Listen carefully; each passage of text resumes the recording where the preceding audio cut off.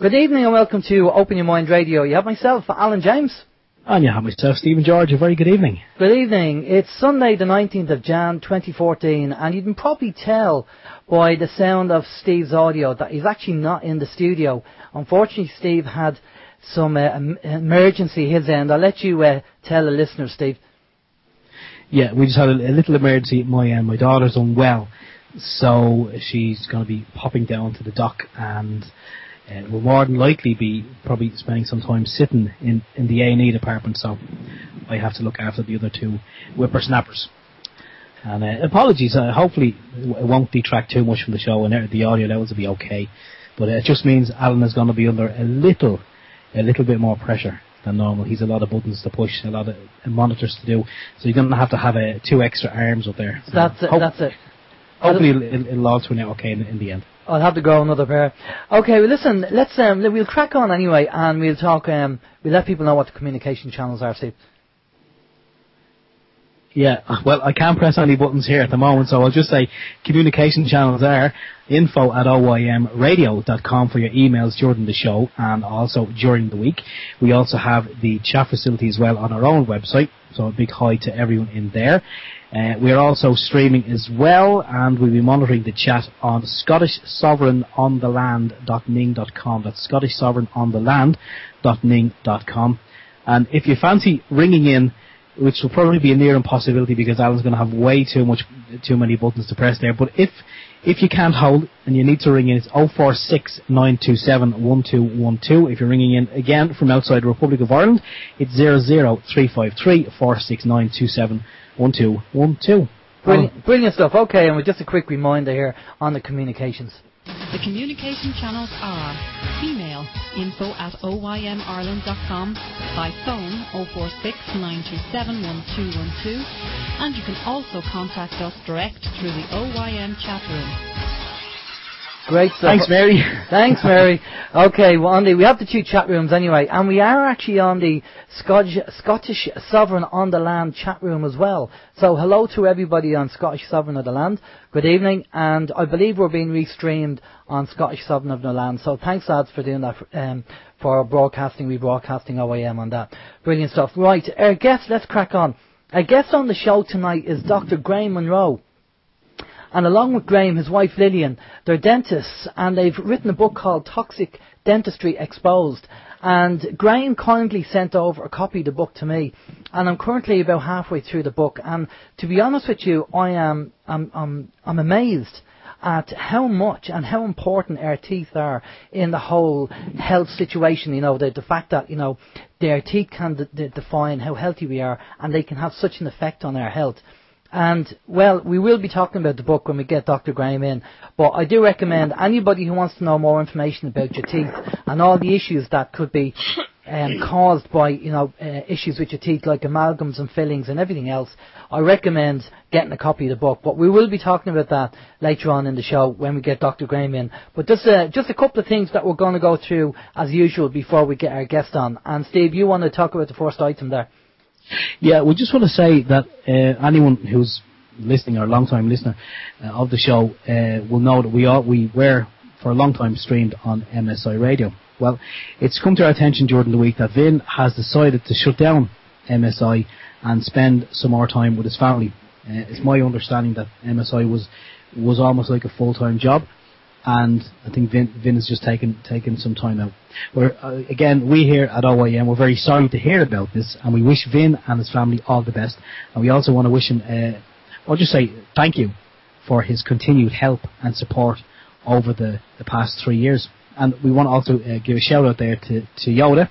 Big thanks to Yoda, who's a long-time supporter of OYM as well. And Alan and I popped down to see Yoda today, and we had a good old chat. So a big thumbs up and a big virtual wave to Yoda as well.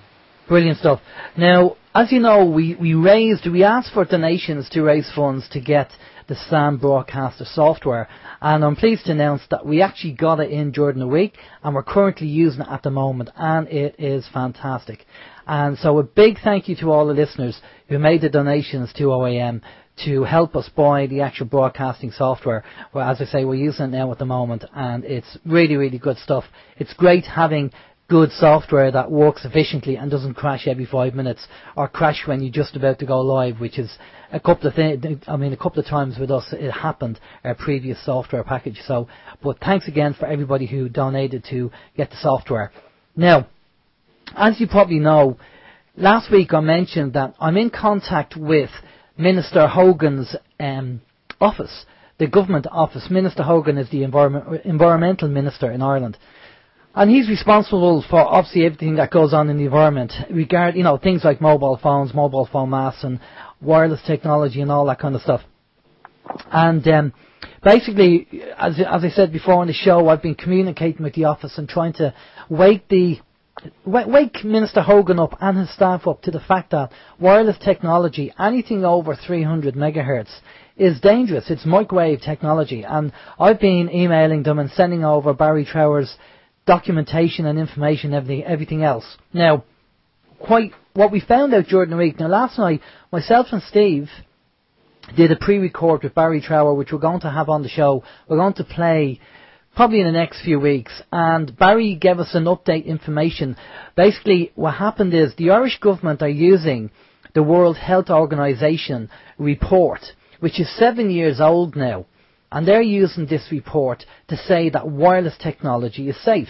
So we contacted Barry and we said, Barry, what's the story with this? I actually had printed out a copy and sent it to Barry during the week so Barry could have a good read through it to see what, the World Health Organization are saying. And what Barry came back to us and said all about basically what he said was that when that report was done, there was a spokesman for the World Health Organization called Dr. Michael Rapiccioli, and he was the spokesman for the World Health Organization at the time. So basically, they asked him to recommend, what's safe. So he compiled this WHO report, and then all the governments, the World Health Organization, sent this report to all the governments saying how safe wireless technology is. Subsequently after that, they found out that Dr. Michael Rapiccioli actually was an advisor for the communications industry as well. So there was a conflict of interest, and when they found that out, they sacked him. But because that report had already gone out, they couldn't turn around and bring the report back and deny it, because the technology was started to be integrated into society, and they can't really turn around and take that back out. So the whole act of deniability started to happen. Now apparently there's a top secret report that the WHO produced, and they said that there's over 600 plus illnesses related to wireless technology. So, we do know somebody at OYM who has a copy of that WHO report, the top secret report, and we've asked them to dig it out for us and to send us a copy. And then as soon as we get a copy of that, we're going to make it available for everybody to look at. So at the moment, what's happening is the Irish government is using a 7-year-old report from the World Health Organization saying that wireless is safe. They knew that the information was wrong and that Dr. Michael Rapiccioli was actually, there was a conflict of interest, and he was still, and I believe he's still working in the communication industry, so we've been told by Barry. And this is what, any time you ring up the government or you ring up the education department and they quote the WHO report, this is what they're quoting. And it's wrong. It's misleading, and they're being lied to. Now, we have to ask the question, does our government naively accept this, not knowing about it, or do they know about it and it's just deniability? So that's the situation at the moment. So if any education department, any minister quotes the World Health Organization report, it's false. It's basically wrong. It's just the information is incorrect. So as I say, when I get my hands on the top secret report, I will let you know as soon as I can. But I think you spilled the beans anyway, or you've definitely given people a gist of what to expect from the report. Definitely. Well, we'll crack on anyway. But how's your week, Steve? Well, with the exception of what just happened this evening, other than that, my week is fine. I have a couple of things that I could mention, but I'm going to just keep it down to one, because I know the important information that's coming from Dr. Graeme Munro and his wife Lillian. I want to hear it. I want to be part of it. I know other people do as well. The only one thing that has really galled me this week and got my the hair in the back of my neck standing up is the fiasco that is. Anyone who's listening in other countries may not be aware of it, but anyone in Ireland, when I say the words Irish Water, they'll probably be angry, because this week Irish Water, which is a company that was set up, it's part of the gas board. I think they got the contract. They've set up this company called Irish Water. They're the ones who are going to be going around installing all the water meters and charging us for the privilege of drinking fluoridated water. And it's come to light during the week, this has actually hit mainstream, that they had a €1 million budget, set-up budget, and out of that, I think it was 850. No, hang on. I'm not sure exactly what the figure is, but it's something like 85 million. I believe. I think it started off at 50 million, but I think at the last check it was something like 85 million had already been spent out of their budget. It had gone on consultancy fees. It had gone on yoga classes for some of the staff, and it had also gone on bonuses for some of the higher members of staff. So this is a company that was set up. This is all taxpayers' money. I believe this money was allocated for local services. It was supposed to be, when you pay your taxes, it goes into a pot, and whatever services need the money, it's allocated. But seemingly this money was already allocated for local services. I don't know what the local services were at this moment in time, but seemingly it was taken away from these local services, and it was ploughed straight into Irish Water. And as we can see, the fact that it's coming out in mainstream is good, but we can see on a daily basis that they've squandered the money. They literally have. And you can only guess that when all these water meters are rolled out, and anyone who's foolish enough to start paying them, well, more fool you. But they were saying as well during the week, excuse me, I don't know if you've seen it, Alan, that Minister Hogan, I think he's involved here as well. He's going to be rolling out the water meters. Then when his time is up in government, he'll start working. They reckon he'll start working for the Irish Water Company on a consultancy basis, and then, excuse me, it's going to be year after year the price for fluoridated poison water out of your tap is going to skyrocket, and that's pretty much what's kind of the hot topic this week. And obviously, what we have to do, Steve, and what everybody has to do is, we have an election coming up soon, so we just need to get these people out of government, and we need to put in a party that is actually going to benefit the people rather than screw the people.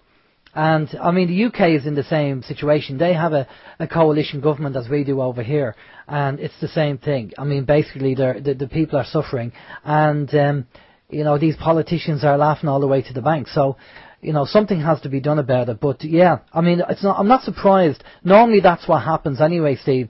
Politicians, when they finish their time as a politician, normally get hired by the corporate world as consultants. And this is the deal that goes on. This is the agreement that goes on in the background in the boardrooms where it's all kind of quiet. So it doesn't surprise me there, But so that's it. That's your week, yeah? Yeah, that's pretty much my week. How's your week? Yeah, how's my week? Well, again, I'm going to keep it very short, just one thing. I was down your neck of the woods during the week, down in your local post office, and I was speaking to the man in the counter, and a nice guy, Sean, in the counter, behind the counter there, and I mentioned to Sean about the NFC, the whole credit card scam, and how the RFID in your credit cards can be stolen without you even having to take your credit card out of your wallet or out of your bag. It can be scanned because the RFID. Now, I was just about to show Sean, and two ladies walked in the post office wanting to obviously do some, post some letters and stuff. So, me, you never miss an opportunity. So I did the demo there and then in the post office to the three people, showing them how their credit cards could be scammed and stolen. And I also did the same in the local shop. And it was very interesting. I mean, people were shocked, but they were amazed by it, and they just thought, man, that's incredible that, they don't even have to steal or clone your card anymore. All they have to do is stand beside you, and they can lift the information off your credit card, which is, fantastic. It's the way technology is going at the moment. So everybody should check their credit cards and their debit cards, and if you have an RFID on your card, you either go back to your bank and ask them to replace it without the RFID, or else you can get a little bit of tin foil and make it into a little wallet and put your credit card or your debit card in the wallet, because that way they won't be able to scan it. And there's loads of this information on the internet, on YouTube, of examples of people, how they do it and how they actually scan your card. It's just for the record, I mean, for anyone who is hearing this for the first time, as you say, there is information out there. It's on the net. There is a video of a chap, and he shows you exactly how easy it is to do. Now, I know I was with you there last week when you demonstrated on one of my neighbours, and even he was amazed at how quick it worked. Yeah. You know, I mean, you're doing it with the phone, and we have to say that. Okay, there's probably there are more sophisticated devices, like the guy on YouTube. He was going around with a laptop, and his seemed to have a better range. I believe he said the range was about 1 metre. So he could literally be standing in a bus queue with people just collecting credit card details and, you know, doing what he needs to do with them. But you are spot on in what you say, that the easiest way, the absolute easiest way to minimise having your card skimmed or scammed is to just a piece of tinfoil. That even one layer of tinfoil, a little tinfoil wallet is sufficiently strong enough to keep your details safe. But again, you know, RFID, I'm not a fan of RFID. We've seen information in the past as to what it can be used for, and there's some sinister things out there that, you know, we're better off not going into. But anyway, RFID chips, yeah. On your credit card, stay away from it. Be careful, yeah, definitely be careful, or change it or protect it anyway. Okay, we're going to bring in their guests now, because I'm sure the guest has loads and loads of information that we're going to be talking about. Now, as I said, we got in touch with Dr. Graeme Munro, and when I seen him on Edge Media TV, controversial TV, and the information was brilliant there, what he talked about. And he's one of probably, I don't know of anybody else in his field that's actually coming out and telling people about the dangers of dentistry and the things that, you know, have been put in their mouth. I mean, I have amalgams that they were put in when I was a youngster, probably 14 and 15. And I'm, after reading the book, you know, I'm halfway through the book, and as I say, I'm shocked, but I'm delighted I know the information, and I'm delighted there's people like Dr. Graeme and his wife Lillian who are awake and aware and know about this and are coming out and talking about it, you know, because it takes a lot of courage, especially if you're a professional in a specific field, to come out and put your head above the pulpit and talk about this, because the first thing your peers do and your colleagues do is kind of shun you and say, you know, number one, you're mad, or else you shouldn't be saying it because you're rocking the boat, and all this kind of stuff. And fair play to Dr. Graeme and his wife for doing that. Good evening, Dr. Graeme. How are you? Hi, good evening. I'm very fine. Thank you very much. Brilliant stuff. Listen, thanks a lot for coming on.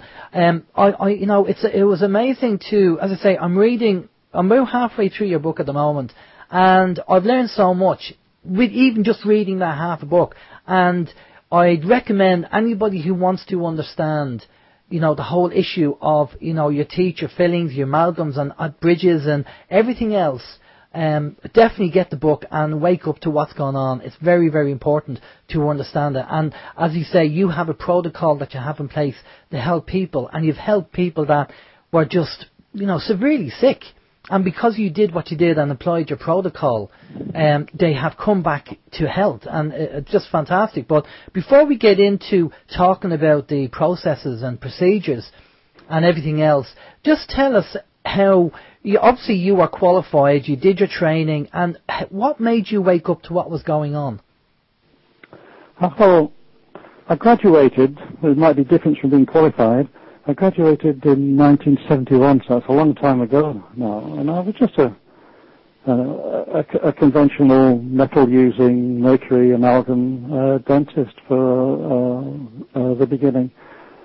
And then I got to the age of 28, and I saw a cardiologist by chance, just at a dental meeting. And then they said there was something seriously wrong, and as I went further up the chain, eventually they told me I had, at the age of 28, sort of 5 to 10 years to live. And I thought, this, I didn't have it before, why I should have it now? I had a serious heart condition. And it turned out, to make a long story short, that I was reacting to mercury. And so that's how I started on the field. So when I removed the mercury from the body and found out ways of doing it, then the heart condition actually reversed. And here I am now, 67 next birthday, and still here to annoy the establishment. Wow, that's brilliant. And what about your wife Lillian? Obviously, did you meet Lillian? Was she open to it, or did she, find this, go on this journey with you as well? No, she was open to it. I met Lillian, who's Danish, in Germany, and she was going to do her postgraduate qualification at a German university. And when they said in order to qualify for a position at the university, she had to have a part-time job. She applied for a job with me, and so when she went to the university, they said, "You can't work with him, he's too dangerous." And so that piqued her interest, and so she wanted to know why I was considered dangerous. And so they gave her a choice: do your doctorate with somebody else, but if you work for him, then you're not allowed in the university. So she took the moral high ground and decided to find out where the problem was. And she's a very logical, methodical person, and so once she read the data, and now she came on board and has been a big support to me over the years. Brilliant. And what is it like dealing with your peers and your colleagues? I mean, have they kind of given you the cold shoulder or told you not to be saying anything? I've got every reaction. There's a minority who are sort of open-minded or have come across problems in their own family or with patients and who want to know more. But the majority just want to keep their head low and carry on working, doing the conventional drill, fill and bill using the amalgam, because it's quite, as you mentioned in your introduction, if you do stick your head up over the parapet, then, you do get shot at. And, I have been shot at a lot over the years, but I'm sort of getting used to it now. Brilliant. Well, fair play to you for coming out and saying it, because it's only people like yourself that come out and tell us what's going on, helps to educate us, and then we can do something about it.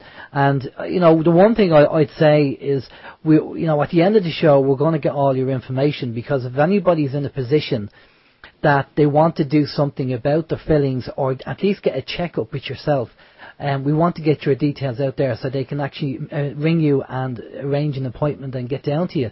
Because, you had a good few examples in your book that I've read so far regarding people being ill because of the fillings, and what you've done is you applied your protocol, and then all of a sudden after a few weeks, a few months, they're fine. Do you want to give us a couple of examples of case histories?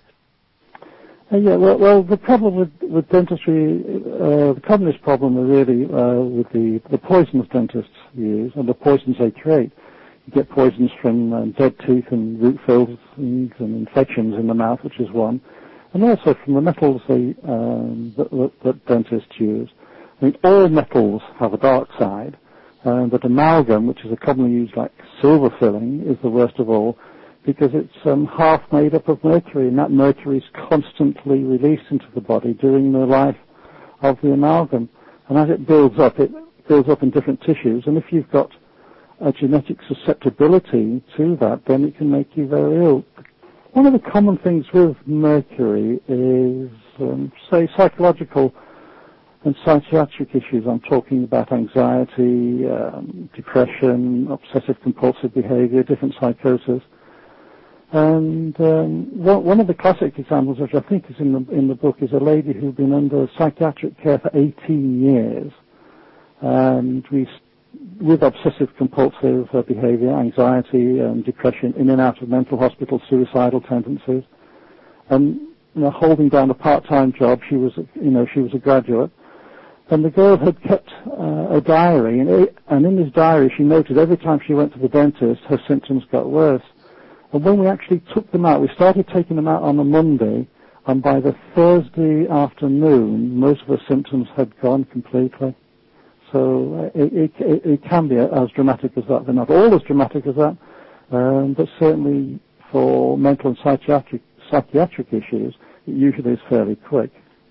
Yeah, I love your analogy of the drill 'em, fill 'em and bill 'em dentists, because, as you say, the majority of dentists out there are probably, indoctrinated to that system.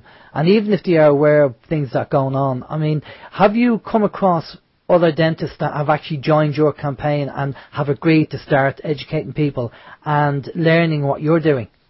Yeah, there's several groups. I'm with there's one international group which is mainly based in America, which is now about 600 strong, called the International Academy of Oral Medicine and Toxicology, and I'm the European representative. I'm the president of the European chapter, and these are people who have read the science and have personal experiences and have come on board. And there's a group in the UK too, the Mercury-free dentists, who are, sort of 20, 30 strong. But when you consider there's like 40,000 dentists in the UK, and we may be talking 50 in the group, then, it's only a minority. A lot of dentists, I should say, are now going amalgam-free or to take out amalgams for health reasons as a marketing ploy to increase revenue, because it's a demand from the patients, rather than as a moral commitment, if you like. And I don't like this, because, half the patients who come to see me who think they've had their amalgams removed have in fact still got amalgam in their teeth, and I think something like that is morally indefensible. 50% of people who've been to the dentist to have their amalgams removed, they've still got mercury in their mouth. And obviously this is just, as you say, a marketing campaign. They know that there's money to be made from it, so instead of thinking about the health issues and everything else, they're just using it as a bit of a gimmick to increase their revenue. Absolutely, like resurfacing it. Just puts a plastic filling over the top of a mercury filling. Yeah, that's not going to work. Have you come across any dentists in Ireland that actually are on the same wavelength as yourself? There are a few. I've met a few. And a few doctors, too, out there. I can't give you any names and addresses just right off the top of my head, because they're a bit like, to use the analogy, hen's teeth, pretty scarce on the ground, but they are available. They are available. Right, okay. Steve, do you have a comment there? Yes. This is, we're not we haven't really got onto the fluoridation yet. So when we move on to the fluoride, I will have a comment that I do have to read out to put to Dr. Graeme. That is, I received from a chap that I communicate with in the US of A, who's also a dentist, and we rubbed shoulders in relation to the water fluoridation issue.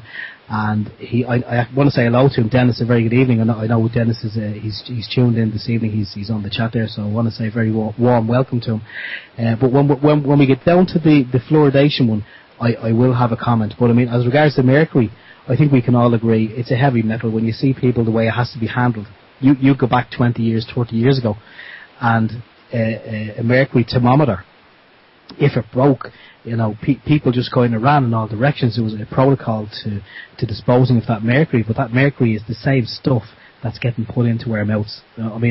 It's bad. I know it's bad. I think everyone can kind of agree on that one. Exactly. It doesn't make sense when you think of a substance that needs special handling if you're going to dispose of it.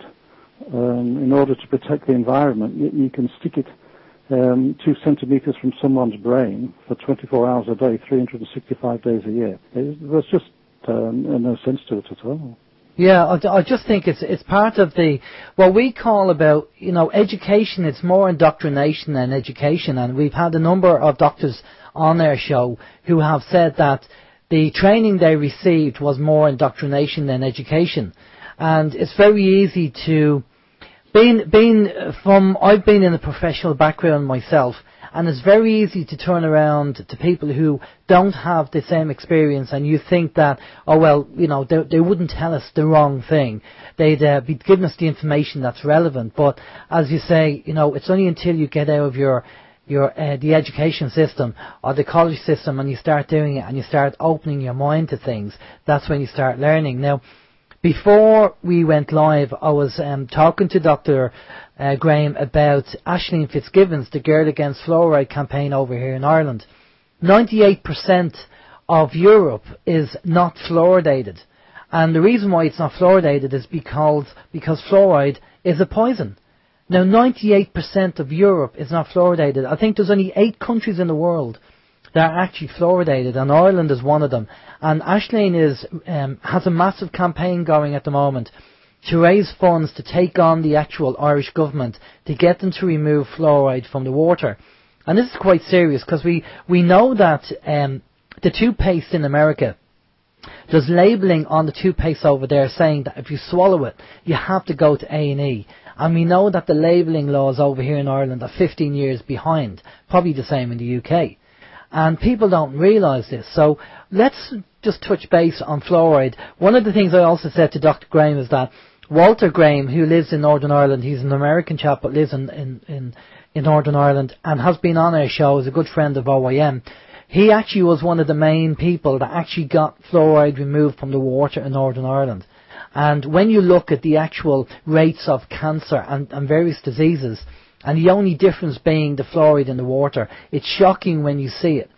So we are asking, everybody to, you don't have to believe what we say, but go and do the research and check it out. But as I say, Dr. Graeme, it's great having you on because you are a dentist, you're a practicing dentist, and your wife as well. So what's your opinion on fluoride in the water and fluoridated products? Well, I mean, the whole thing is scientific absurdity to the nth degree. I mean, fluoride is a Class 2 registered poison. There's enough fluoride in a large tube of toothpaste to kill a 6-year-old child. That's why they put the thing on the toothpaste tube. And every year there are incidents where a child swallows toothpaste and needs medical treatment. And one of the problems, of course, is that when they do swallow toothpaste, and all children, of course, chew toothbrushes and swallow toothpaste, the fluoride, when it goes into the stomach, reacts with the hydrochloric acid in the stomach, and then the fluoride's turned into hydrofluoric acid, which is so corrosive that it'll actually rot the glass. And so this is why a lot of the kids do end up in trouble, things with stomachache. But I mean, the thing is it just doesn't work anyway. If you take the raw data from fluoridated communities and compare them with non-fluoridated communities, the death rate in fluoridated communities is 5% higher than in the non-fluoridated. The cancer rate is between 5 and 10% higher. So what we're saying is, are you going to risk getting a 5 to 10% greater chance of getting cancer, so children might have, at the best possible way of looking at the data, 15% less decay, or not? I mean, the whole thing's absurd. Not that, in fact, it does reduce decay. In fact, I can bring out a coherent scientific argument, in fact, that fluoride will promote decay rather than inhibit decay. The whole thing is just scientific nonsense and really sort of stems back to the Manhattan Project and the producing the atom bomb. That's really where the whole fluoride issue started. And once it became and got traction with the dentists, then they found they were in a position where that they couldn't go back. They'd said it and they couldn't go back, didn't want to lose face or whatever. And so it goes on. But there is, I mean, now we're talking nearly 60 years since fluoridation, water fluoridation first started, and there is not one credible scientific study out there that shows it reduces tooth decay. And if it did, there'd surely be one that would stand up to scrutiny after 60 years. But it's not. Exactly. And I mean, 98% of Europe don't fluoridate. If the fluoride was good in the water, you would think all of Europe would be doing it. But the fact that they have taken it out because they said that it's a poison. Now, I know they also talked about severe levels of fluoride in World War II for prisoners in Germany. But getting away from that fact, because it subdues and it pacifies the prisoners, but getting away from that, the fact that our government is medicating us and putting this in the water without asking our permission is wrong. Plain and simple. Yes, you go back to the Nuremberg Convention, which again after the war, which specifically forbids mass medication. You have to give your consent for medication. And the effect of fluoride claimed to be is to reduce dental caries, which is a disease. So they want to put fluoride in the water for a medical reason. This is mass medication. It's against the convention, and I don't think it has any legality at all. And there's no known safe level to fluoride in the water anyway. I mean, there's nonsense of 1 part per million. I mean, they've noticed chromosomal damage at 0.6 parts per million. And the other thing I'd like to say, you're going to say 1 part per million. I mean, what nonsense is that? How much water do you drink? Do you drink 1 litre a day, 2 litres a day, 3? How does 1 part per million give you an effective dose of any medicine? The whole thing is just ludicrous. It's flawed science. And as you say, they say to you that you should be drinking 8 glasses of water a day to make sure that you actually have enough fluids in your system. But 8 glasses of fluoridated water compared to some people that might only drink 1, how can they, if they're medicating us with this in the water, how can they judge, as you say, what people drink? Some people drink more than others during the day. So yeah, I mean, the other problem is, of course, the American Dental Association and the American Pediatric Doctors Association have now come out and say you mustn't make up infant formula with fluoridated water because the baby's going to get far too much fluoride in the system. They've come out with that. You should use bottled water for that.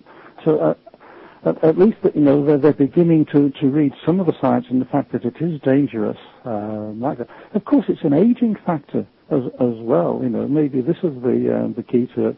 If you live in a fluoridated community, you will age quicker than if you're in a non-fluoridated community because of the connective tissue damage that fluoride does. I mean, none of this has ever been tested for safety. And the other thing, because when they talk about fluoride, it's not really fluoride, is it? It's hydrofluorosilic acid. This is a waste product from the fertilizer industry. No one's ever tested hydrofluorosilic acid. All the experiments have been done on sodium fluoride or potassium fluoride. No one's ever tested this stuff. It's quite radioactive, the stuff in the water. And when you're disposing of it, you have to dispose of it in specially lined pits to prevent it going into the environment. So it's perfect for the industry to stick it into the water supply. They can sell this stuff, which otherwise they'd have an extreme problem disposing. And then, of course, if there is a problem with it, they can say, well, you don't know it came from us. It could be from the water supply. So it's a get out for them. But this hydrofluorosilic acid is a complete nonsense because the other problem with this particular fluoride that they do is that it increases your lead. So children in the fluoridated water, they have this fluorosilic acid added to their water. It makes them predisposed to actually absorb greater amounts of lead. And this lead going into the body actually causes reduced intelligence. It causes antisocial behavior. Violent crime goes up in fluoridated areas, and you get a greater hyperactivity with children. I mean, there was a massive study done in America where they used a cohort of 120,000 children to prove this. And so, I mean, the whole thing, you look about this and say, well, why don't people wake up and actually realize, their child is being severely affected. If you've got a hyperactive child, you might want to look to try to reduce their fluoride. But bearing in mind, of course, that 50% of the fluoride you take in on a daily basis is with you to the day you die. You only get rid of over 50%. So it's cumulative. Over time, it builds up. And the whole thing is nonsense. And what would you say to, if we started to play this to our dentists or people that we know in the dentist industry, and they were listening to this and they were conditioned to believe that fluoride is safe, what would you say to them? I'd say to them, same as I say to people, dentists who say that mercury is quite safe and amalgam fillings are quite safe or fluoride is safe. If there's anything to say about them, they're either lying to you or they don't read the literature and they're incompetent. So I ask them, which one are you? Are you a liar or are you incompetent? Because you're one of the two. That's really what... I make myself very popular, as you can understand. No. But really, it's one of the two. The literature's out there. Why not read it? The thing about science is, if someone comes out with a scientific report, the dentists say, we disagree with it. But you can't disagree with science. The only way to disagree with science is to repeat the experiment and prove that the original experiment was wrong and these results are right. But dentists don't do that. They just don't accept the science that is out there that doesn't suit their own economic interests. I'm afraid it's as brutally simple as that. And do you put it down to the indoctrination that they received during the training? Yes, I was told that mercury was perfectly safe. We were told nonsense like mercury never came out of an amalgam filling once it was put in. I mean, that was disproven in the 1920s, but it was still being taught to me in the 1960s. And it's still, they've stopped teaching that now, but they're saying the amount that comes out is so small, it doesn't cause any harm. But they don't bring out any data to justify such a claim. I mean, mercury, it depends on your genetic predisposition. There are some people who don't have a problem with it at quite high doses, and other people who are acutely sensitive. But of course, it's not tested, is it, before you go in? So it's like playing Russian roulette with your health every time you have an amalgam filling. You just don't know. And of course, as it builds up in the system, you don't know if you're going ill, if that's a result of a filling you had put in 10 years ago or not, because there's no correlation. How's a doctor going to say, well, this looks like mercury poisoning, what can we do? Is it anything to do with your teeth? I had a filling 10 years ago, it can't be anything to do with that. There's just no correlation. That's right. And one of the things you did say in the book, which I thought was interesting, is that if somebody's feeling ill, feeling sick, they don't go to the dentist, they go to the doctor. And what does the doctor know about what was done to your teeth? Yeah, I mean, they're never trained in it. They're assumed we don't talk to the doctors don't talk to us. They assume that everything with the teeth must be all right.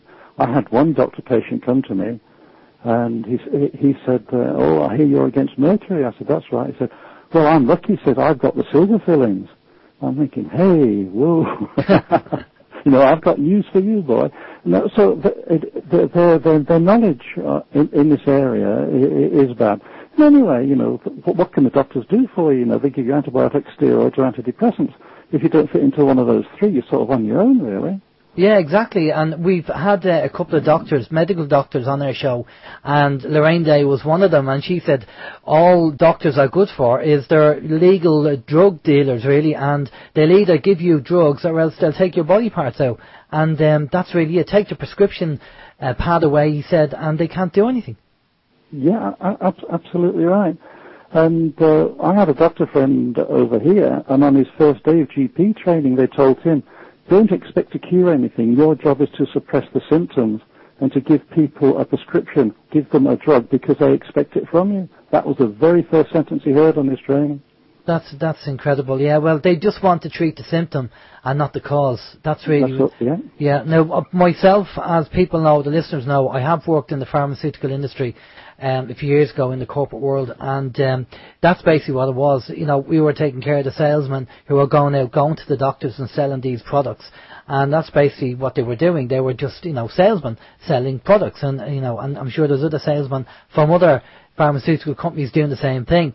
But before we kind of move on a little bit, Steve, I want to put it over to you because I know you have an interest in the fluoride, and before we kind of move into what we were talking about before we went live with the Wi-Fi and stuff, do you have anything that you want to talk about with the fluoride? Yes, I do. We have several questions have come in, so the first thing I'm going to do is I'm going to go to the statement that I have that I wanted to read out earlier because I think that's important. I'm just going to get up here now. Yeah, as I mentioned, I met a chap via the internet. We have some things in common. But he's a dentist. He emails me from time to time, and I email him, and we just keep in touch. And I told him that we done shows, and some of our shows were kind of controversial, and we kind of questioned some of the practices in dentistry, i.e. amalgam fillings, and also fluoride in water, in toothpaste, in mouthwash. And he sent me back an email, which I'm just going to read it out as is, and then I'd be interested to hear Dr. Graeme's how he would respond to his peer. Basically, I mean, this is one dentist to another, and Dennis says, I've listened to your other program on Open Your Mind. We are of polar states of mind, very opposite points of view on some things. Without trying to annoy you or your friend, I, as a scientist and practicing dentist for 37 years, do not understand your opposition to fluoride. You and your friend are mistaken about fluoride. I will merely say that fluoride helps millions of people avoid decay and leave it at that. Of all the things that entangle mankind in problems, fluoride is near the bottom of the list. It is overwhelmingly beneficial. The lack of it only makes dentists more wealthy. Dr. Graeme? Oh, well, two things on that. I mean, it's nice to know people have an opinion, but then that's purely what it is. It's an opinion. Where is the data to back up his statement? And there isn't any. Therefore, it's just a personal opinion with no data. Therefore, it has no weight. And the other thing about the money is very interesting. Dentists in fluoridated areas earn more money than dentists in non-fluoridated areas. So if fluoride was so good in reducing decay, how do you explain that? That's interesting. Yeah. Definitely, you can't explain it really. I mean, obviously there's money to be made in that area, and not just the dangers of fluoride and the calcification of your pineal gland as well, but one of the things that was mentioned on the chat, and I have to say as well, is the fluoride being used in the food that's produced and the alcohol produced and all that kind of stuff. But I know you have a couple of more questions, Steve. We'll go over to them and then we can talk about that. Yeah, I want to say thanks to one of the posters on the Scotland is Free. I got the name wrong earlier. It's the Scotland is Free chat room, and that person there is called Ovaltine. That's their on-screen name. I have 4 questions from them, so I want to say thanks in advance for all the questions. But we're going to go first to Crown Copyright, one of our own long-time listeners. And Crown Copyright is wondering, Dr. Graeme, what would you recommend when you go to a dentist and you're going in for a film? What would you recommend you should ask your dentist? Well, if you're just going in for, a checkup and the dentist wants to do a filling, you've got to ask, is he going to take out an old amalgam filling? Because by taking out an amalgam filling, he will expose both himself, his assistant, and the patient, you, to mercury. So what protective measures does he put in place to protect you, the patient? And then what material is he going to use instead of that? Is he going to use one of the new, a ceramic restoration? Is he going to use another metal? Is he going to use some of the plastic fillings?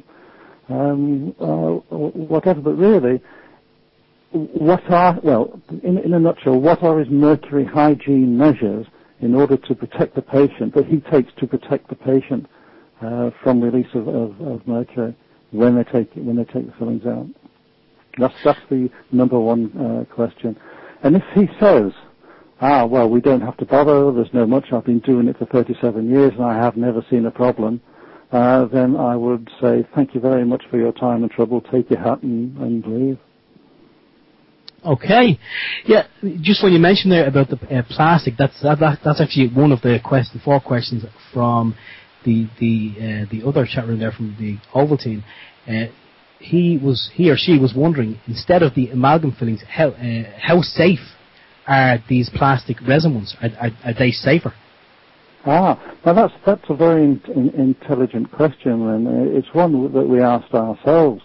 And there have been several studies on this, which obviously the dental schools and the university don't fund this. So I'm part of a group. We actually funded the study ourselves, and we found that the plastic fillings, if you have an amalgam filling, if you have 4 or more amalgam fillings, so you are statistically likely to have an adverse health event due to these amalgam fillings, 4 or more.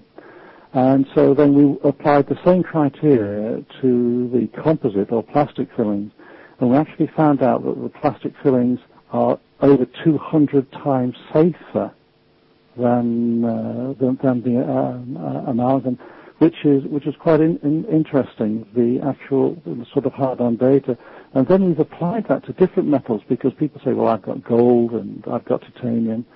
And as I say, we found a dark side to all metals being used. But so far, the safest material seems to be composite. Mind you, even that's not without its problems. I mean, it does release sort of what's called the bis-GMA phase, which is a formaldehyde phenol type substance in small quantities. But there are ways of, in fact, reducing that. But we haven't yet found any short or long-term health problems with composite. A lot of dentists do tell me, said, well, we don't know the problems long-term about composite. What happens if in 20 years' time there comes a serious problem, health problem with composite that we don't know about? Therefore, we must continue to use amalgam. And I say, well, that's nonsense, because, why do you want to poison people now just in case there might be problems down the future on a material that the science says is 200 times safer than the one you're using now? Yeah, you can kind of see where logic is kind of lost there. I mean, if given the choice, would I rather have something that's going to cause me damage now, or would I rather have something that's 200 times safer, but I don't know if in 20 years' time? I think most people with an ounce of intelligence would opt for the composite. I think that goes without saying. Yeah, the other problem is a lot of dentists who've been using amalgam for a long time do in fact have reduced intelligence, so they might find it very resistant to change. One of the things that Mercury does to people is in fact to things of their memory, concentration, the way they react to anger, the way they accept criticism, and reduced intelligence. So I think this is one of the factors that makes dentists so resistant to change. A lot of them are, in fact, damaged by the mercury they've been using over the years.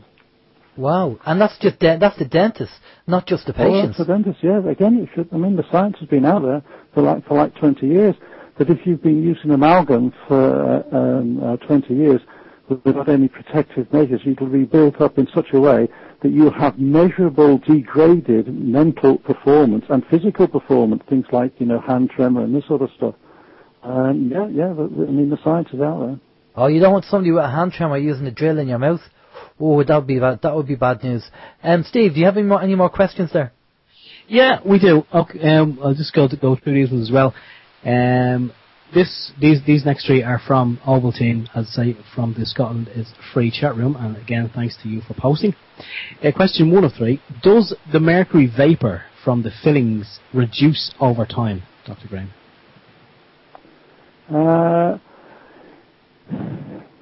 Well, yes and no.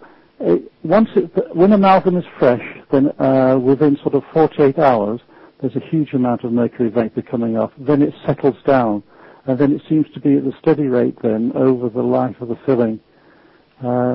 We did tests, and we had photographs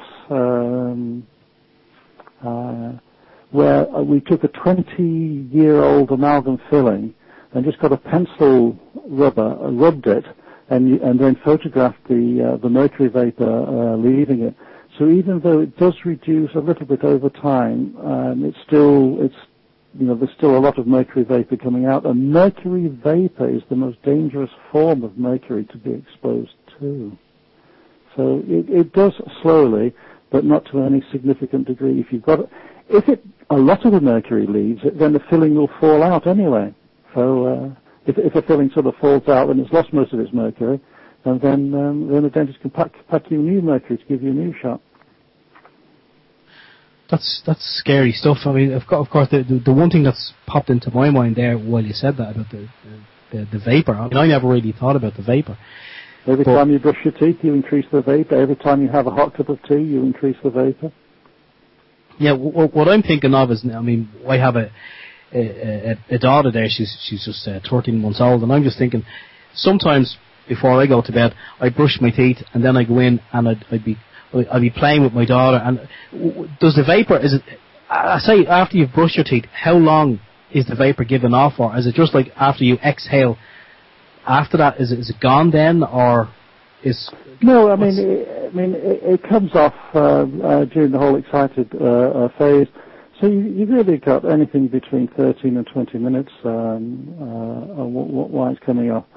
But the amount, I wouldn't give up playing with your daughter for that, because you're going to get most of it rather than her anyway. Because don't forget, I mean, even if she's sort of at arm's length and up to you, the dilution factor of mercury coming out won't really be a problem. The only her major source of mercury has probably already happened, which is from the mother. If the mother's had mercury fillings, mercury will go through the umbilical cord into the child, and from vaccinations, of course, which a lot of them are still preserved with mercury.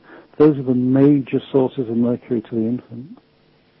Yeah, I think we have actually covered the vaccinations on previous shows as well. We're well aware of the mercury and also the aluminium, thimerosal, I believe it's called, that is still used in vaccinations, and that's something that both Alan and I steer well clear of, is vaccinations either for our children or for when you're getting told get the flu shot. So we steer well clear of them as well. I know Alan will be watching the time, so I want to maximise it and just get these questions out as well. I've asked that one about the vapour. Another question, has Dr. Graeme noticed alcohol in mouthwash has been taken out across the board in the last 12 months and replaced with fluoride? Well, the reason they took alcohol out of mouthwash is they found it was a carcinogenic. So that's the reason that the alcohol has been removed. And then they've always had fluoridated mouthwashes anyway, but you don't really need to use it. Then it's just a thing you want to avoid. Because this whole fluoride issue, they say it works topically rather than systemically. What does that mean? It's imagine that you're going on holiday and you're going to swallow your suntan cream rather than just apply it on your skin. I mean, that's what the fluoride, that's the same analogy. It's not as fluoride, if it has any effect, has a topical effect, because it's so poisonous it kills the bacteria that produce decay. Well, it used to, but in fact there's been a study come out now, in fact, to say that the bacteria in the mouth have now mutated and fluoride is no longer poisonous to the decay-producing bacteria. So even that effect is gone now. That's incredible. I mean, even some of the antibiotics today that people are taking are now getting immune to what they're supposed to treat, and it's probably going to be the same thing with anything got to do with abscesses or anything like that. I mean, have you come across any medicines or antibiotics that are now that don't work regarding things that are happening, regarding your mouth? Yeah, we are beginning to find some, especially spirochetal infections seem to be a bit of a problem. We use very, very high dose vitamin C, so another methods of combating infection. I try to keep clear of antibiotics if I can, but certainly some of the spirochetes the oral spirochetes do seem to be resistant to the traditional stuff that was thrown at them over the years.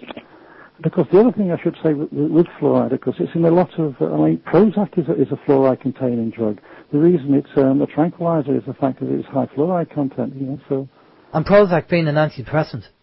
Yeah, Prozac's an antidepressant, and it's a high fluoride drug.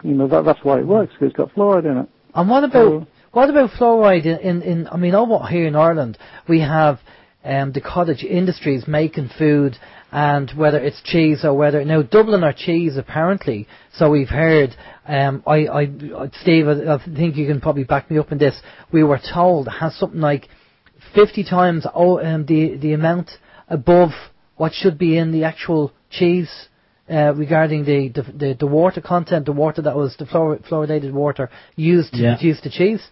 I'm not 100% sure, Alan, if that figure is actually correct. I genuinely don't remember, but I do remember hearing, that particular brand of cheese is very, very high in fluoride. Yeah, that's right. I do remember. I heard that about 2 years ago. And if you look at all the drinks industry, whether it's alcohol or even the soft drinks industry, if they're using fluoridated water for their drinks and then shipping all them products over to Europe, I mean, surely the Europeans should be concerned if they're getting products from Ireland that have been produced using fluoridated water. Absolutely. To go back to dairy products are usually protective, protect you from fluoride. So usually sort of the cheese, milk and yogurt are what we would say people in fluoridated areas in fact should have, unless of course the particular process they're using with the fluoridated water concentrates the fluoride, which of course it does. Any sort of food industry that uses water will concentrate the fluoride in the water. Things like, from breakfast cereals to beer to whiskey to biscuits, anything that's mixed with water with fluoride will concentrate it.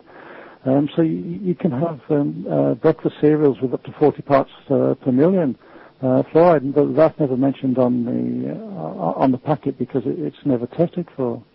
And your comment about the drinks, well, that was a clever one because there was a study, I think, in 1999. I'm having to wreck the memory cells here, but they found out that what the Americans call soda, these carbonated drinks made in a fluoridated area, were extremely high in fluoride, and the majority of children were getting their fluoride from the drinks. And they were up to 3 parts per million just from the drinks alone. So they were getting a very high dose just from the fizzy drinks.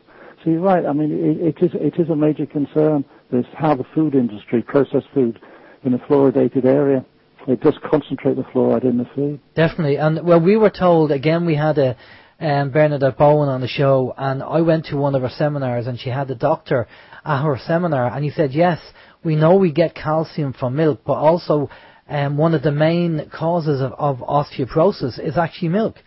Because he said that if you look at any animal in nature, when they're weaned off their mother's milk, they don't go back drinking milk. We're the only kind of animal, or Homo sapien if you want to approach it that way, to actually still carry on drinking milk after we're weaned. And if you look at a cow or a calf, the milk from a cow is there to actually put on weight, to fatten up the actual calf, and when they're weaned, they don't go back. And he said that even though, yes, we do get calcium, it's a double-edged sword, it also is a cause of osteoporosis.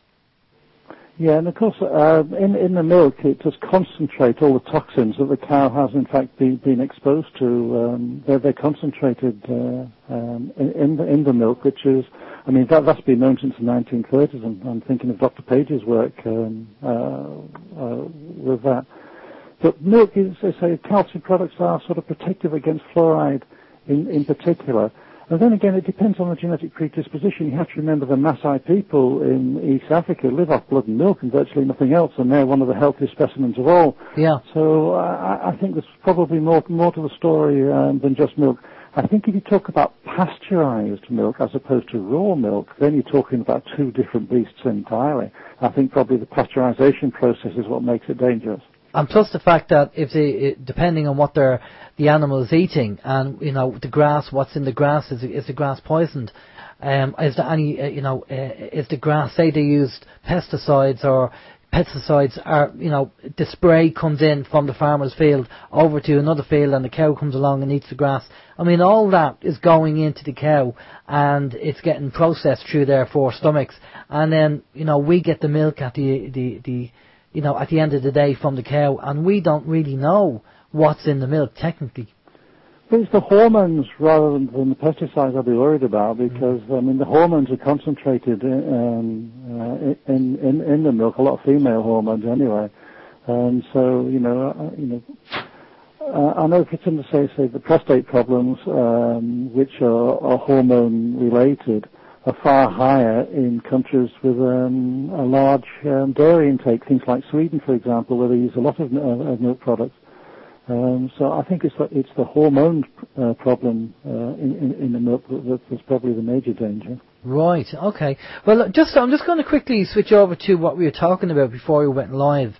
Regarding again the mercury fillings or metal fillings in your mouth. And one of the things we talked about was, I mentioned earlier at the start of the show regarding the dangers of wireless technology, and anything over 300 megahertz is classed as microwave. And one of the things that struck me when I knew that Dr. Graeme was coming on and we were talking about Wi-Fi and wireless technology in general, what's the possibility of a Wi-Fi, a wireless signal being enhanced with metal in your mouth? And you happen to say that you came across this. Yeah, I was at a conference in Germany in July last year, and the theme of the conference was mercury and cardiovascular disease. They had a professor of physics there, and he was doing experiments with Wi-Fi, and he found with the standard Wi-Fi they were using in Europe does have quite significant biological effects on his subject. And he also found the preliminary results that they seem to have increased mercury levels, mercury vapor coming out. There's only preliminary research that he did, but so we're very early on yet. But it certainly seems to be a possibility. I mean, I've had people come in and say they could listen to the radio through the fillings over the years. So it must be acting as an antenna. It must, yeah, because we know that from tests that have been done, Walter Graeme said that, people that have a mattress and they have springs in it and they're coils, well, coils actually act like an antenna. And people were saying that they were suffering, they were getting sleepless nights because the coils were amplifying the signal from mobile phone masts locally. And people that are suffering from hypersensitivity, electrical sensitivity, which is a known, an accepted ailment, a problem in Sweden, but it's not accepted over here in Ireland and probably not in the UK. So when I kind of was thinking about the whole spring in the bed scenario, I just thought, well, maybe it's the same thing, because anything that's metal is conductive. And maybe, there's a possibility, but as you say, the tests are quite early on. They're probably just testing that now and checking it out. But it wouldn't surprise me if that was the case. No, it wouldn't surprise me if it is a problem, because especially if you have the similar metals in the mouth, like you have a crown made of a different metal from the amalgam, then you're going to have an electrical current going between one and the other there, which, so it will set things up. And we know that mercury, for instance, alters the electrical conductivity of the face, and that in certain concentrations it actually shuts down the nerve fibers in the face, and in other concentrations it can actually cause hyperexcitability of the nerve fibers. So yeah, I mean, it's logical that this sort of technology would have an effect. Yeah, Steve, do you have any questions coming in there from the chat room? Yeah, I've two more questions. One is, what does Dr. Graeme think of Colgate Peroxyl, which has hydrogen peroxide as a main ingredient? Well, peroxide bleaching agent, oxidizing agent. Well, this is sort of the whiteness. Have your teeth whitened. I went to a lecture a few years ago on whitening teeth, and the first thing the lecturer said was, 30 seconds after we apply the bleach to your teeth, we can measure the bleach in the blood.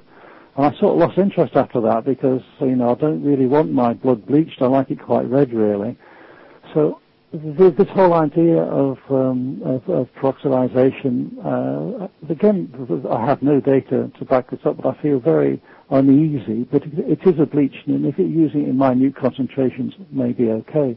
But if you're talking about repeated concentration, say using it morning and night, week in, week out, an oxidizing agent will cause damage to the cells. I'll be certainly unhappy about it. I think this idea of what they put in toothpaste isn't really for cleaning teeth. It's more as a marketing ploy, because a lot of toothpaste even contains sugar as binding agents and sweeteners. I mean, how ridiculous is that, putting sugar in a toothpaste? So yeah, kind of sounds a bit ludicrous, really. Sugar in a toothpaste. Totally. Yeah, exactly. And I mean, funny enough, I was out the other day and I went down to the local health shop. I wanted to get a new tube of toothpaste, and again they have a product, aloe vera aloe dent, and it's fluoride free. And I think Steve is the same. I think, Steve, you use fluoride-free toothpaste in your house as well. Yeah. And it's very hard to get away from all of this. I mean, myself and Steve, as our listeners know, we have a filtering system on our water which filters all the fluoride out of it's a reverse osmosis 5-filter system. And it takes out the fluoride from the actual water. Now, we're not too bad, but I know family members in my family, you can actually smell the chlorine, it's that bad. And funny enough, when I was down in Vin's house, where Vin lives, there obviously, heavily chlorine in the water there as well, and you could smell it. The difference between a spring water and a fluoridated glass of water, and big difference. You could smell it straight away. But what, Dr. Graeme, what can we do? I mean, people are, I'd love to turn around and say, if I had the money, I'd love to say, right, Dr. Graeme, I'm going to fly over there to you, and I'm going to spend a week over there, and I want you to take care of my teeth and take out the amalgams and do all that. But that's on the wish list because I financially don't have the money to do that. What can people do if they're in a situation where they have amalgams and stuff? Is there any kind of precautionary things they can do? Well, the first thing you can do is not have any new stuff put in. That's really.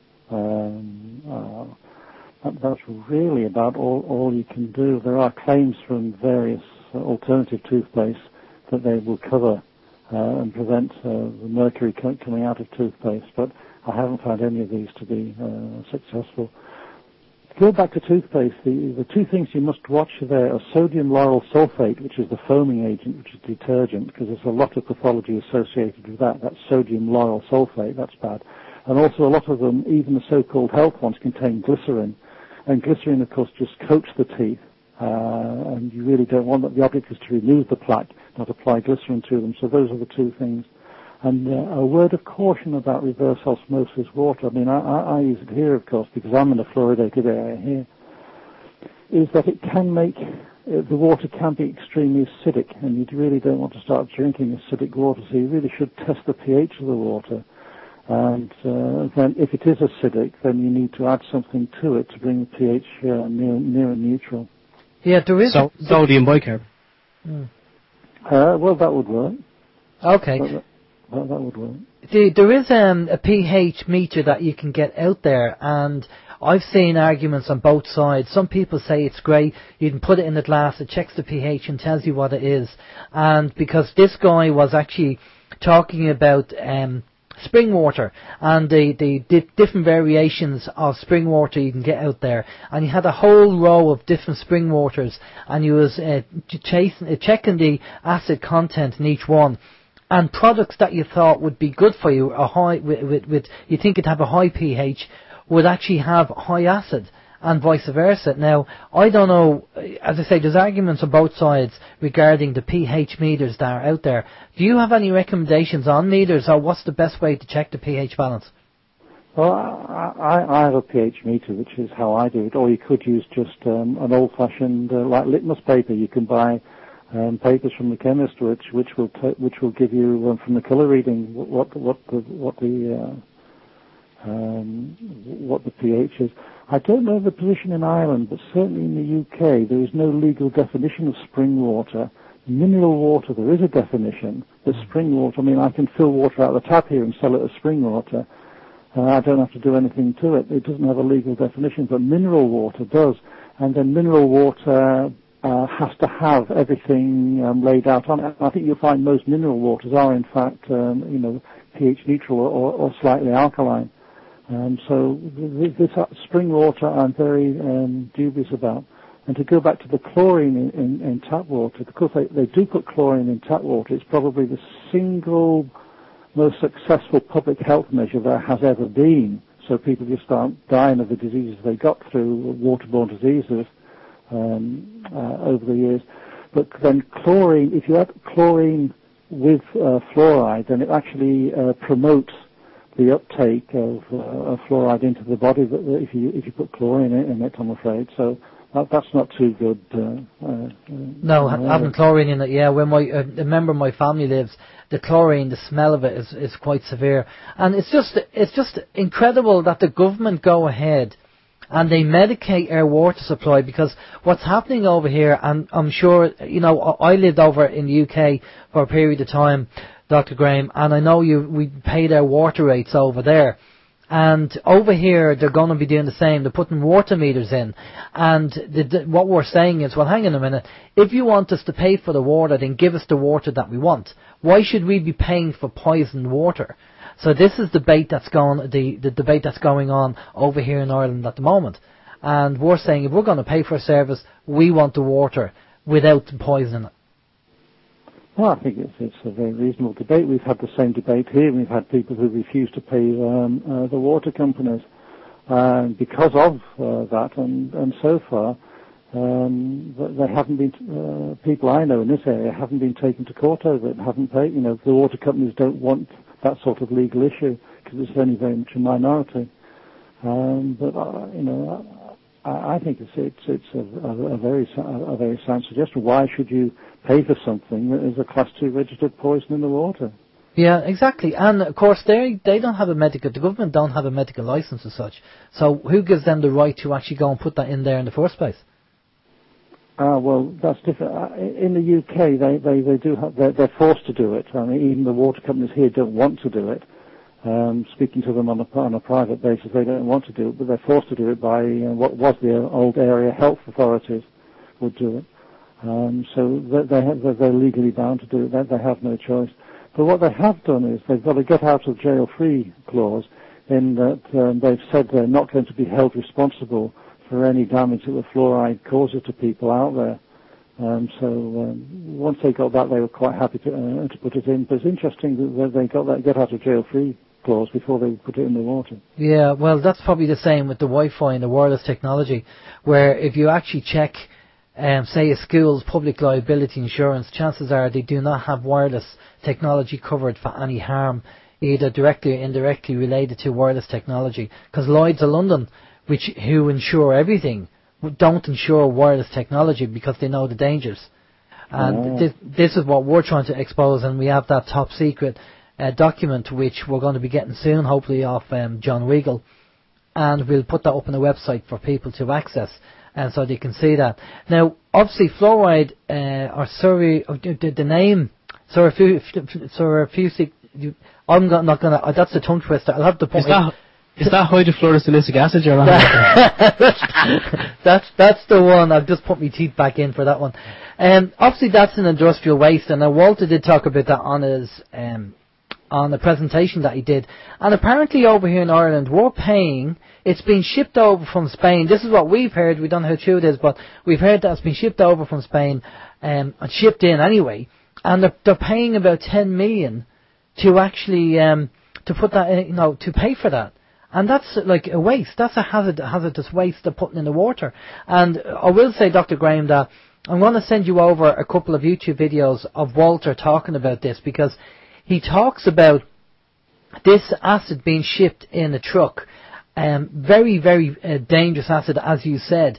And there was a pinhole in the actual tank where the actual acid leaked, and it came out and it melted the axle of the truck, and it melted the road, basically. It was an accident that happened over in America, and he talks about this in depth, about what happened and how dangerous it is.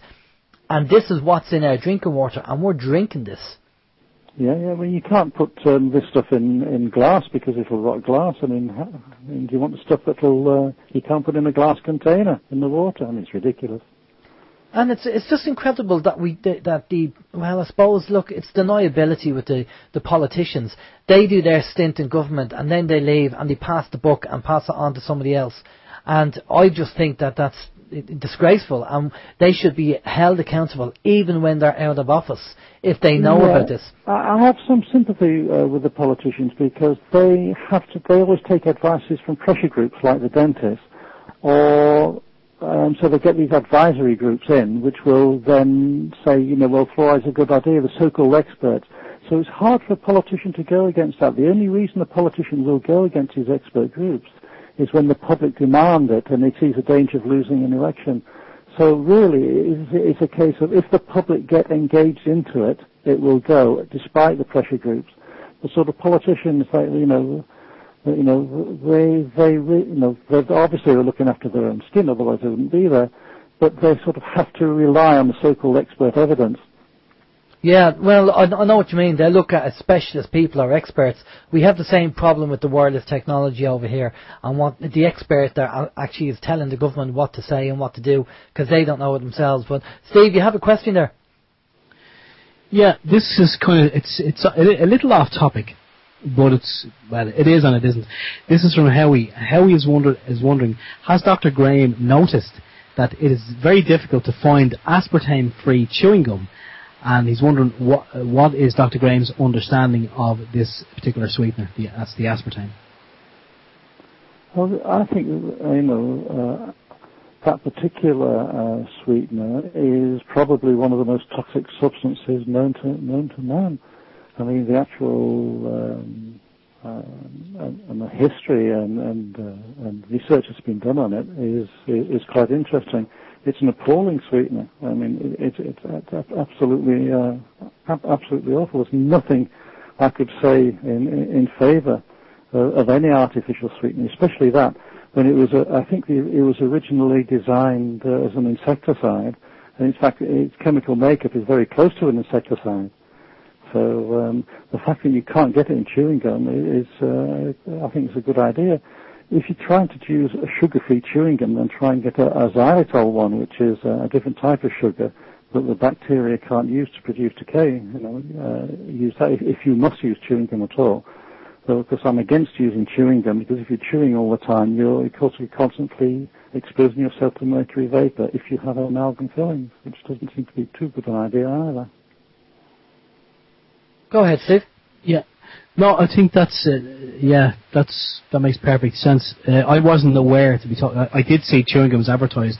I stopped using those chewing gums a long time ago, but I did see ones advertised with xylitol. But because I stopped using gum many moons ago, I never really looked into it. But I'm glad you've explained it there now, because at least now I will know if someone does in the family, if someone does want to chew gum, I can suggest that they use the xylitol one as opposed to one that has aspartame. And yet, Howie was saying that it's very hard to get one without the aspartame. They all seem to have it. Every chewing gum that's out there seems to have aspartame. So, yeah, we actually seen a lot of research on that as well. We've kind of looked at that in depth.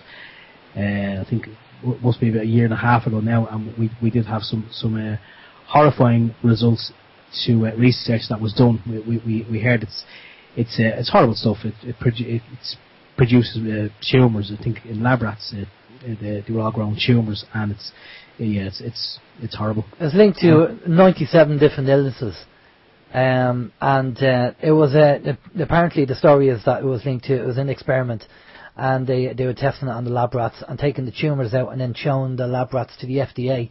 And the FDA didn't approve it until Ronald Reagan came in 1983 and sacked the head of the FDA and then put his man in the FDA, and all of a sudden it got approved because the head of the company at the time was Donald Rumsfeld, who was the chairman or the CEO of Searle, who produced the aspartame. And in 1984 there was a 10% increase of brain tumours, and they put it down to what was actually in the food, which is the sweetener.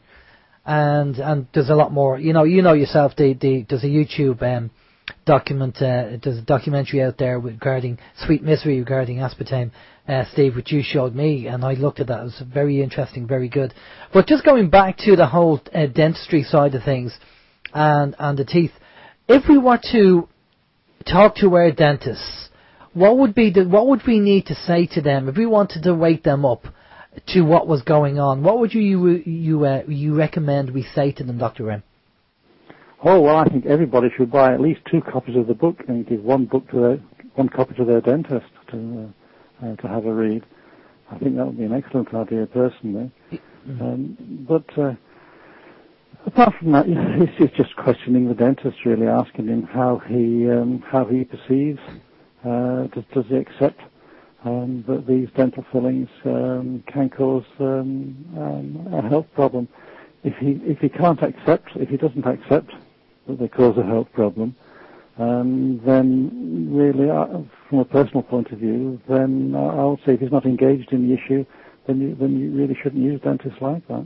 Okay, is there any group over here, or is there any dentist that you know in Ireland that is actually on your wavelength and will actually do the same processes that you do? Nobody takes it to the extreme as we do over here.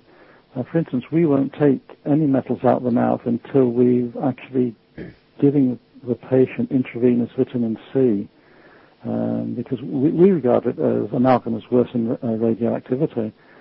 So we protect the patients by giving them intravenous vitamin C. So we go to an extreme. We are the only practice doing that. But because we are doing that, which is why we have our statistics are so good with the health benefits people get from amalgam removal. Because we have a lot of people who say, well, I've had my amalgams out, I've had all these illnesses, and they've either got worse or I haven't got any better.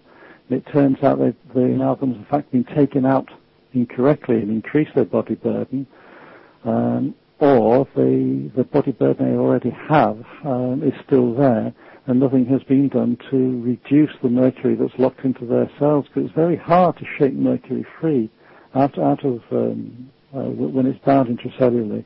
There are different techniques, which is what we do differently with the intravenous vitamin C. Right, okay. It's just it'd be great to find somebody over here in Ireland that actually is on the same hymn sheet as yourself regarding, extracting the amalgams and doing the same procedures as yourself, with safety obviously involved, because obviously not everybody would be able to go over to the UK to get this done. Is this something that you're going to offer to your other professional dentists to say, look, if you want to learn how to do this, we're going to teach you and we can train you how to do it?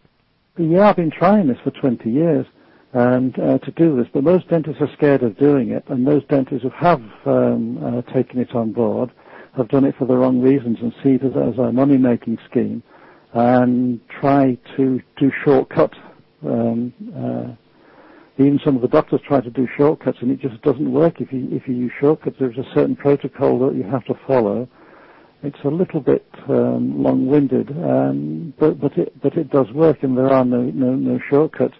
But we are more than happy to talk to people. In fact, we do talk to people all the time. But then a lot of the dentists now aren't trained in the use of intravenous, and they're scared of intravenous, and they have a problem with the insurance, their indemnity insurance, accepting intravenous work. So really, ideally, it should be a doctor-dentist partnership where the dentist does the mechanical things they like doing, and the doctor can sort out the detoxification and protecting the patient afterwards. I mean, I'm certain that sort of thing could work. There's a huge demand for it, and we'd be more than happy to show people how it's done. It's not rocket science. It's really basic stuff. And it's been nothing new since vitamin C was first used in the 1950s. Well, there are we use intravenous glutathione and other various things to make sure we get all the mercury out of the body.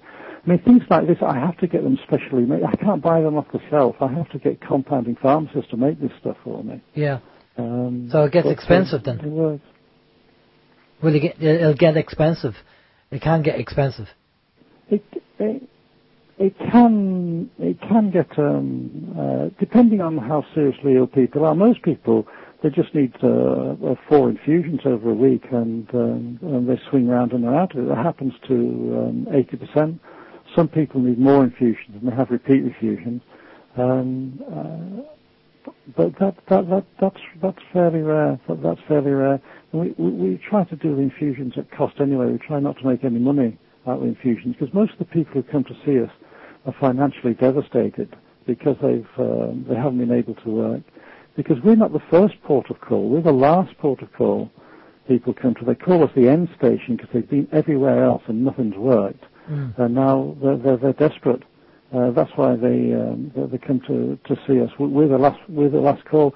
So if we can't pull their irons out of the fire, they're stuck with it. So it's an enormous responsibility. Yeah. But we're more than happy to talk to people and show people how it's done. I'd welcome the fact if people would want to learn. Definitely, I think it'd be good to get the information out there to say that you're offering to do that. Steve, you have a question? Yeah, we have 2 more questions. Question 1 of 2. Again, Dr. Graeme is from Ovaltine from the Scottish chat room. And this is, I've had a toothache and found out it was a faulty amalgam filling. So they had the amalgam filling replaced with a resin/plastic one. It was a good job, but she still has some mild toothache. What could you recommend to get rid of any remaining infection? Well, sensitivity with a plastic filling put in is relatively common. Usually that can go away with time. One of the problems that amalgam does is it expands as it gets older, and as it expands it cracks the teeth. And as it cracks the teeth it can allow infection down into the nerve, and it could be that in fact the tooth has already died or is dying, and that's why you have the continued pain. That's the worst case scenario. If there is infection there within the tooth, there's nothing you can do to get rid of it. You're stuck with it. Then it probably means losing a tooth. But even then, there is a special technique for taking out teeth to make sure you don't leave residual infection behind, because the majority of teeth that are taken out end up in what's called cavitation infections in the bone. And these infections produce toxins, and they can cause serious illnesses and facial pain as well. So people sort of jump out of the frying pan and end up in the fire if it's not done the correct way. That kind of brings us on to the next question. This is from Howie. He's talking about root canal treatment. He said that he's heard that root canal treatment is very dangerous too, and there is a relation to carcinogenesis. That's true. I mean, the conventional view is that root fillings have been done for years and are all perfectly safe. I would hold a contrary view to that. And there is a website out there called Rooted, ROOTED.TV, rooted.tv, where the link between root fillings and cancer is beautifully explained by an Australian dentist called Dr. Gamble. The problem with the root filling is the theory goes you pull the nerve out of the tooth, you wash all the infection away, and then you fill the space where the nerve was, and everything's fine. But the trouble is, the canal that holds the nerve isn't a long cylindrical canal. There are lateral canals that are never filled, and in these lateral canals the bacteria proliferate.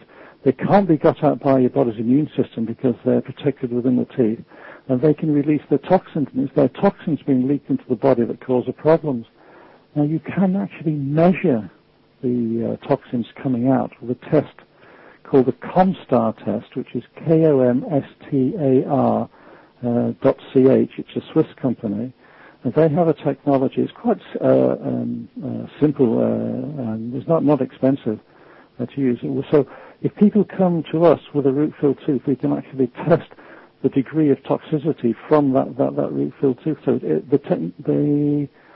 it is possible to measure this, but then again, I'm the only dentist, as far as I'm aware, in the UK and Ireland who's bothered to invest in this sort of equipment.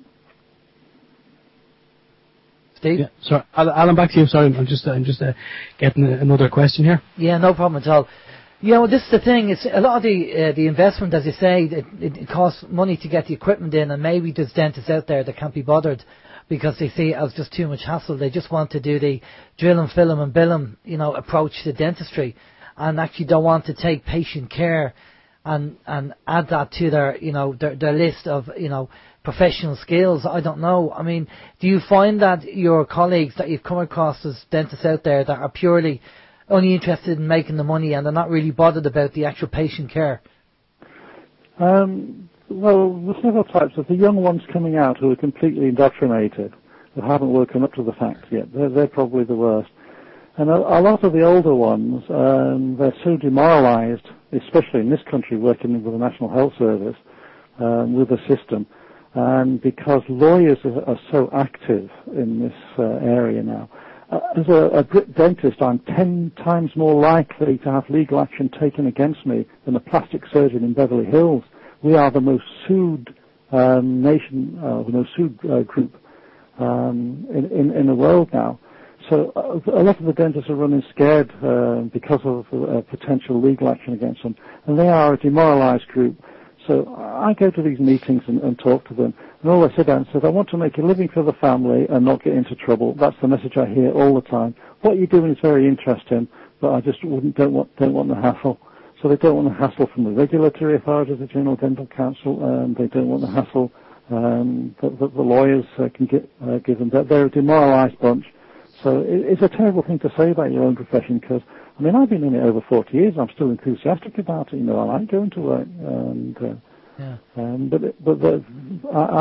I'm pessimistic, really, about the future of dentistry in UK and Ireland. How does it work with your governing body of dentistry? Have they come down, hard on you, or said to you, what the hell are you doing, trying to rock the boat? Have they said anything? Oh, yeah, I get hassled all the time.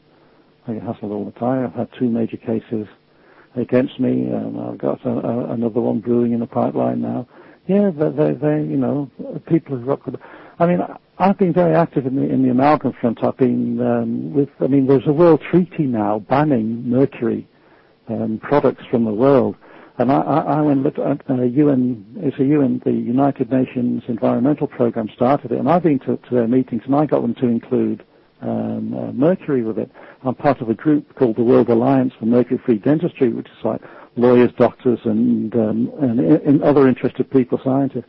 And we put it on the map, and I went head-to-head with the World Dental Federation at meetings with the UN. And I'm happy to say, I exposed their lives for what they were.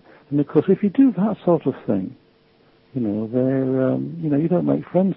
I mean, you don't sort of accuse the World Dental Federation of lying outright, but you just, you do it in diplomatic language. And so you make them look fools. You show the world that the Dental Federation and that the WHO are lying. We got the WHO to actually withdraw a report. They brought a report out that said dental amalgam was perfectly safe, and we put so much heat on them they actually had to withdraw it. So because of that, you don't make friends. Therefore, they're always looking, to have goes at you. Yeah. So it comes with the territory. Yeah. No, I know what you mean, and again, full credit to you and what you're doing and your wife for exposing what's out there. It's very easy just to turn around and bury the head and just carry on. But what you're doing, total respect to you. Steve, we have about 10 minutes left. You have another question there? Yeah, I have 2 more questions. One is from Fastnet on our own chat, and he says he had 7 mercury fillings taken out by a dentist. He said the dentist just drilled them out with no care at all, and he's wondering, Dr. Graeme, has he done any damage? I'm guessing that's any long-term damage to the patient from just drilling them out without due care. Well, he has been exposed to mercury while she's been drilling them out, but then he might be in the group where he doesn't really, where his genetic predisposition means that it might not cause him any problems. It's difficult to say now, but sort of that already has been done. Then he probably needs to do things like is mercury there still within the gut? Can he do things to take it out? Even simple things like taking charcoal or taking a clean form of chlorella or cilantro will help reduce the mercury content in the body. Making sure you take enough selenium, things like this. That's about all he can do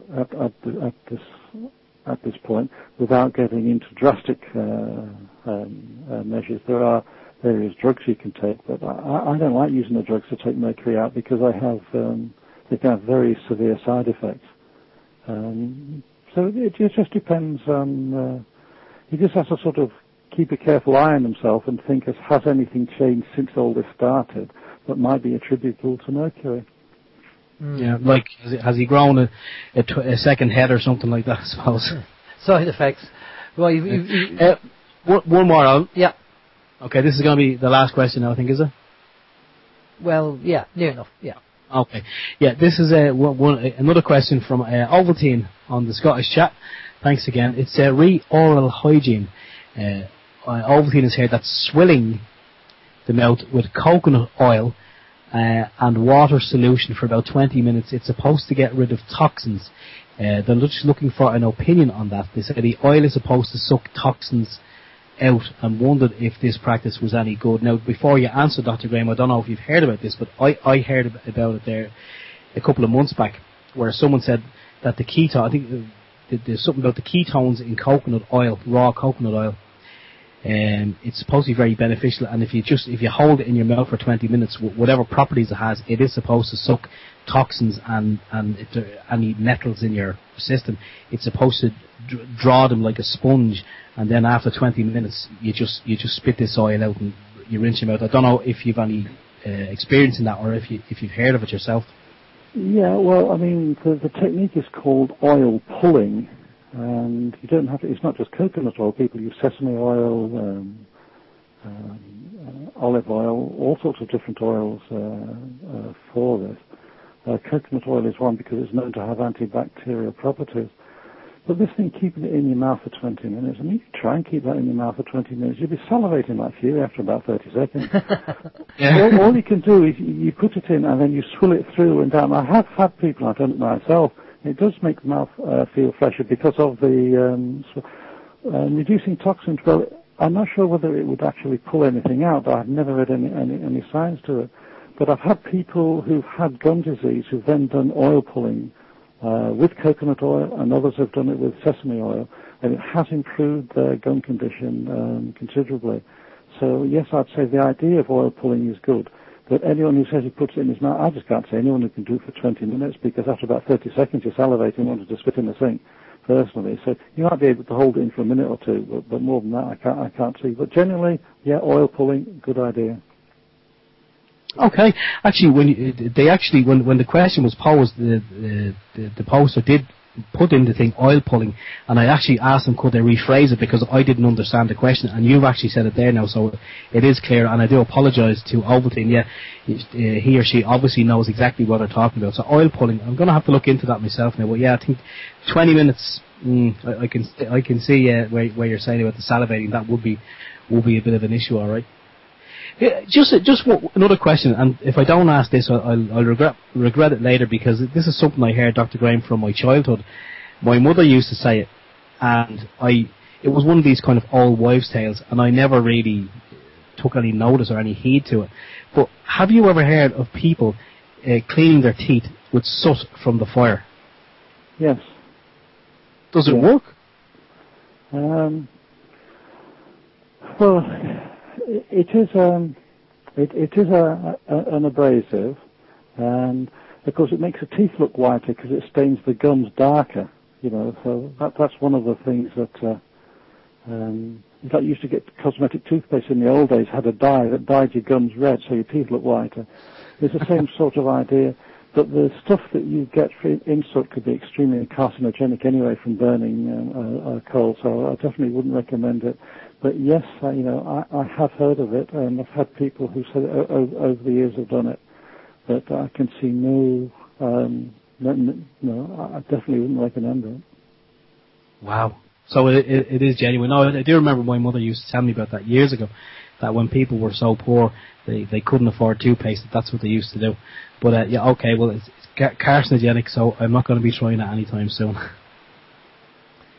No worries at all. You remind me when you said about the coconut oil and the oil treatment. It's like Roundtree's fruit pastel, where you can you put it in your mouth without chewing it? Can you actually keep that the coconut oil in your mouth, for 20 minutes? That's a good challenge. Yeah, I think you're right there, Dr. Graeme, that there's no way you'll be able to do that. But not so much having a gargle, but just rinsing your mouth out with it would make your mouth feel fresher, and if it actually improves it. I was just thinking about, not only that, but maybe MMS, maybe another one is and bicarbonate of soda. I don't know. Do you think something like that would also help rinsing your mouth out to kill the bacteria? Yeah, well, M&S has a good history of killing all bacteria, because then again, it's a very strong oxidizing agent, and it will rip the bacteria to shreds. No doubt about this. I have a little bit of hesitancy with that. The vitamin C will also have that same. Vitamin C is an oxidizing agent, and M&S is vitamin C is a reducing agent. And M&S is an oxidizing agent. So they're different sides of what is in treatment-wise the same coin. M&S, I've had people use it. I would be a little concerned about the long-term use of it, but certainly to get you over a situation, that would be perfectly acceptable. Yeah, I have to say I have used it with my family with toothaches or with mouth ulcers, and it pretty much does the job. I have to say, basing it on experience. And Steve, I think you have used it as well, haven't you? Oh, I've used it as well. Yeah, and I mean, when you get over the initial taste of it, I think we were putting a little bit of sodium bicarb in it, but it doesn't taste great, but it does exactly what it says in the tin, I suppose. And I do believe I told you before that a member of my family used it for fungal infection. Sorry? I think they've solved the taste issue now. Have they? I got an email from Jim Humble last week saying that they've altered it way. So if you contact Jim Humble, he'll tell you that someone's altered it in such a way that they've got the effects without the taste now. Brilliant. I think they've added extra aspartame. yeah, made it sweeter. I think we'll have to get on to Reverend Rashers and have a talk with him. But listen, Dr. Graeme, we've reached that time of the interview, and fantastic information. We do appreciate you coming on, and we wish you all the best of luck in what you're doing. And I will say, a big thank you, but to everybody who's listening to the show, I recommend getting the book. It's called Toxic Dentistry Exposed, and I recommend it because it'll open up your eyes to how harmful the things that have been done to us in the past. I mean, myself and Steve are no spring chickens, and when I was young, I got amalgams in, and unfortunately I can't get them out, but I will do my damnedest to reduce the effect as much as I can until I have the finances to actually do it. But again, a big thank you to Dr. Graeme. Steve, on pass the communication side and all the details over to you, if you can do that, and go through that with Dr. Graeme. Okay, yeah, I want to say as well, Dr. Graeme, thanks very much. It's been educational, it's been inspiring, and I want to thank all the people who took time out to write in with questions. I'm sure I can. I'll be confident to say Alan would agree with me, but I'm sure we'd love to have you on again for a part 2, because the information is fantastic, and I know there's probably lots that we haven't covered. But in the meantime, just for anyone who wants to find out more about you and your work, do you have a website, a YouTube channel, or any other means of where people can check you out and get that information? Yeah, we have a website which is a few years old now, which we are going to update soon. That's the Munro-Hall-Clinic.co.uk. Munro-Hall.co.uk. That's the website. Just write this down. So it's Munro-Hall-Clinic.co.uk. Yeah. And where can they buy the book, Dr. Graeme? Amazon's probably the best place. Okay, so go ahead. Right off Amazon. The book was edited by my son, who had the good sense to marry a beautiful Irish girl. So I do try to visit Ireland as much as I can to see them, because he lives in Tullamore. So the book reads very nicely, but I think it's a lot down to his editing of the book, because he's a book editor. Well, I have to say he's done an excellent job, because I'm one of the laymen. I'm not a dentist, and I could understand the information in the book. So from a layman's point of view, you'll understand that it's not written in technical jargon to confuse you. And as I say, I'm enjoying the read and amazed at the information. So for me, definitely a recommendation for people to go and get the book and educate yourself. Yeah, I'm going to write another one for dentists, but it'll have to be a bit simpler because they're all brain damaged.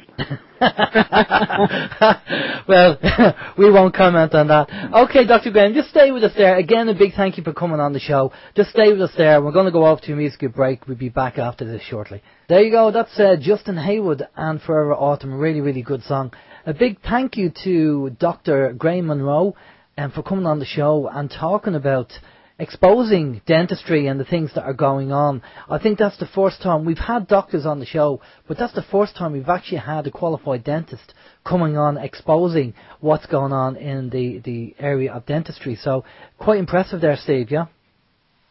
Well, I say we have had doctors on before, and we never tire of hearing information from, someone who has trained in that area and realise what it's all about. It's great listen to people discussing theories, but I think of late we're kind of gone down the road of becoming more fact based, and having people on, as I say, like Dr. Graeme Munro, who works in the industry, and then hearing how he has swayed from what he's been indoctrinated with to where he is today. And you have to applaud people like that. It's people like that we need more of. But no, it's great information. It's told in such a way that I understood it, so if I can understand it, anyone can understand it. Well, again, as I say, I'm halfway through the book, and I'd recommend anybody, if you can afford a few shekels, go to Amazon and buy it. It's called Toxic Dentistry Exposed. I've been amazed and shocked at how serious people can suffer from health conditions purely with what's in their mouth. And obviously the protocol that he used to help these people get through it. And we think that we're eating well, and we try and avoid certain things. We have water filter systems, and we don't eat food with aspartame, MSG. And it could be something as easy as something in our mouth that could be causing the health issues, and we don't know about it. Because, it could be an amalgam, or it could be something, a filling, or something like that. We don't know. Yeah, well, that whole issue, or that whole topic that we discussed there, well, it wasn't a topic, it was the oil pulling. I heard of it before, but, it was one of those things that you hear, and I didn't dwell on it, I didn't really look into it. But it's only when it was mentioned there again this evening by Ovaltine in the Scottish Scotland is Free chat that I said, I asked the question, and then Graeme had heard about it, so... you and I both use coconut oil, so it probably wouldn't be the weirdest thing in the world to maybe, at some point in time, just throw a little bit in the old mouth there, give it a swirl, and see how long we can hold it. We can have a competition, see who can hold it in there the longest. See what happens. Right, I have a couple of announcements.